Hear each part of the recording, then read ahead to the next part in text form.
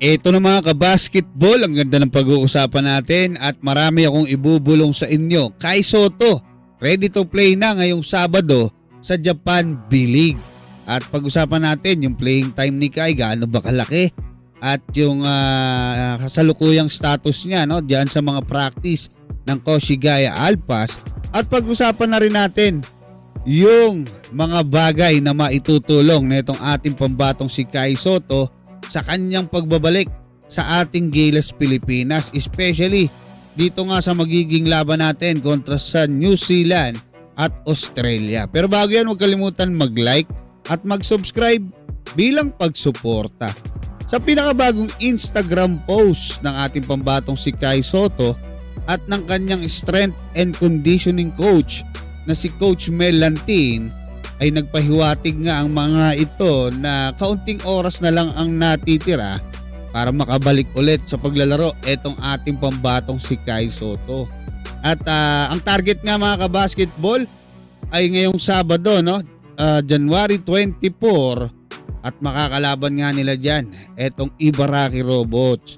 At makakalaban ni Kai Sotto rito mga kabasketball yung dati niyang teammate sa Adelaide 36ers, yung kasama niyang gumawa ng history dahil first time lang nakasama or natalo ng isang NBL team na yun nga ang team nila Kai Sotto na Adelaide 36ers, ang isang NBA team na Phoenix Suns. Tinalo po ng Adelaide 36ers ang Phoenix Suns doon sa game ngayon at napakaganda ng pinakita ni Kai doon, 11 points 18 minutes na paglalaro off the bench pa. At eto nga si Robert Franks, matindi yung ginawa rito mga kabasketball dahil that time ay naka 30 plus points etong si Robert Franks. At dito naman sa Japan B-League, nag-average si Robert Franks ng 16 points, 7 rebounds at 3 assists per game. At eto nga big man na makakatapat ni Kai Sotto pa rito ay etong si Eric Jacobsen na nag-average ngayon sa Japan B-League ng 14 points, 9.5 rebounds at 3 assists per game. At ito pa, former NBA player din, 6'8 big man na si Tyler Cook. Ito namang si Tyler Cook ay nag-average ngayon ng 13 points, 7 rebounds at 2.7 assists.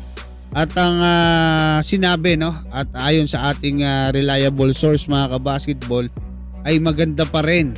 Tuloy-tuloy yung magagandang practice or magandang performance na ipinapakita sa practice netong ating pambatong si Kai Sotto. At yun nga, ang target nila ay maglaro etong pambato natin ngayong January 24 at 25, kasi back to back yan. Ngayon mga kabasketball, syempre ang magde-decide pa rin sa huli doon sa araw na yon ay yung kanyang mga doktor. Pero base doon sa nakikita ng mga nakakausap natin ay talagang ready to go na itong ating pambatong si Kai Sotto. Pero tingnan natin. Ngayon mga kabasketball, pag-usapan naman natin yung mga bagay na nakikita natin na naitutulong na itong ating pambatong si Kai Sotto. Actually, kahit hindi nga siya maging 100% Unang-una kasi yung size, Pag nandiyan si Kai, makakatulong siya sa size nitong ating Gilas Pilipinas. Imagine Kai Sotto 7'3", tapos ang forward mo 6'10". Like halimbawa, etong si AJ Edu. Tapos meron kang Justin Brownlee or Carl Tamayo, 'di ba? Kevin Kiambao.